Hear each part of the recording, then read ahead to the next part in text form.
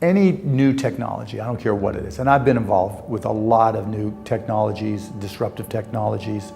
I could take you back to the early days of streaming when we were the very first commercial streaming company, and right off the bat, it was hard to use.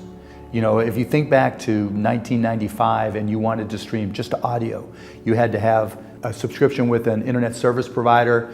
Then to make that work, you had to download a client which had a TCP/IP client. Then you had to download a streaming audio client, you know, and you had to have the right kind of modem. There were all these pieces that had to fit together. It was complicated. And so the uptake was big for sports fans and, you know, big news junkies, and everybody else were like, dude, you're an idiot. I'll just turn on my TV. You know, I'll just turn on the radio. What the hell do I have to go through all that hassle to just listen to a sporting event? And we reached that initial stage, and then all of a sudden it got a little bit boring, right? Because you had to wait for the new applications to come along. You know, we had to wait for live to come along. We had to wait for video to come along. We started, you know, streaming audio in 1995. When we did video, it was 1998. You know, and even then it was only postage stamp size. And it was only, you know, in 2012, let's say 2013, 14, almost 20 years later, where people looked at streaming like, okay, it's normal, right? You just click on Netflix and it just streams. And you don't have to do anything else. Well, with crypto, it's very analogous to that. We're in the early hassle phases. Now, the very earliest of crypto, you know, however you want to decide the beginning with Bitcoin or whatever, has been around 12 years. But in terms of applications with smart contracts, that's only 2017 for the most part. And so we're really only 5 years in. So I'm still really bullish on crypto. We had some early wins, just like, you know, streaming audio with sports and news. Now, you know, with crypto, you have DeFi and you have, you know, money transfer and some other applications, but you haven't had any mainstream applications where your mom says, okay, we've got to get a wallet because I have to do A, B, or C, right? It's been DeFi, NFTs, and money transfer. And so it's kind of boring right now. We're waiting for that next round of applications, and there's a lot of people working on them. You know, NFTs for the resale of books. So we take NFTs past the collectible markets to the utility markets. NFTs for refi, which is for carbon offsets, buying and selling and trading carbon offsets, and even burning them so that they're not resold all the time, but they have a direct impact on the environment. And there'll be more and more and more of those applications that bring in, that are more mainstream, but they're not all the way here. They're not truly mainstream yet, and so we're going through that lull. And you saw the same thing with the internet too, right? Until mobile phones came along, from 1995 to 2007 with the iPhone, meh, right? I mean, you had Amazon, you had, you know, you could go shopping and you could stream, but it wasn't like it was just earth-shattering. But once we got it on mobile, then we got the App Store in what, 2009? And then even remember there, the first apps on the App Store were like, here, look, let me hold my phone like this and it looks like I'm drinking a beer. Game. Right? Yeah, it looks like I'm drinking a beer. Just dumb shit.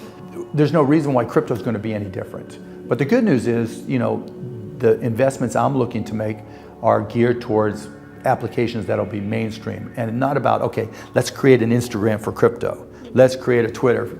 Not Me Too type applications.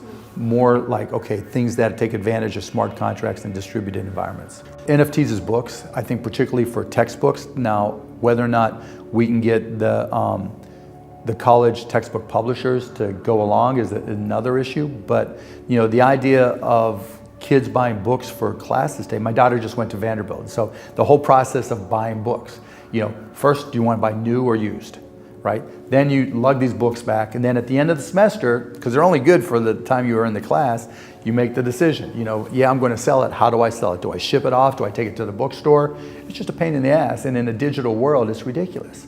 And, you know, with those as NFTs, well, the NFTs allow you to apply royalties that when that book is resold, the author and the publisher and whoever else is involved can get a set royalty fee. So that means that, you know, the publishers and people who created the book can keep on getting paid, whereas when there's a physical book that gets sold and resold, they have to hope that book falls apart, you know, and so that they can sell a new one. And so I think that's a great application. As I talk about environmental impact with trading of carbon offsets, I think insurance, being able to very easily buy insurance, but I think in terms of the home run type applications, and more complicated, longer to develop type things, I think things like health insurance, right? The whole process of getting a claim pre-approved or approved after the fact is horrible. Nobody likes dealing with their insurance company, their health insurance company.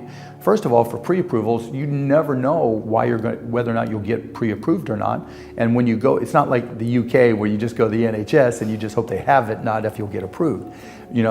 Here it's like, all right, I have this need, the doctor's prescribing it for me, but I can't afford to pay it out of pocket. And so what am I going to do if my insurance company doesn't approve it? Well, with crypto, you could reinvent how insurance claims are pre-approved or approved by creating an environment where you have 1,000 validators. There's different types of roll-ups, optimistic roll-up where you have validators and challengers, right? So you could train people to be a validator and pay them every time they validate, approve or don't approve a claim. The optimistic roll-up side of it, the challengers will say, okay, you didn't approve this, but not for the right reason. Your training says you should have approved it. I'm challenging it. So anything that you're staking that you put up to get paid for that, I get, and that keeps it honest. That's just a crypto way of keeping things honest. And so that type of application has scale, it has impact, and it's better in a decentralized, wide and flat organization than vertically integrated company like our traditional companies. And I know that's deep in the weeds, but that's the reality, right? You've got, any tech advancement, you've got to start, Steve Jobs had this great saying. He said, everything's a remix. And you have to look at new technologies and look at things the way they're being done and say, okay, how can I remix these together? How can I do a mashup in music terms, right? And if you can mash this stuff up and have it make sense and make it easier and better for people to use, that's a big win. First of all, when people talk about capitalism, you first have to ask what's the definition of capitalism. And I think it changes depending on what your positions are, what your ideology is. For me, capitalism means just being able to start a company or run a company and accomplish the goals that are important to me.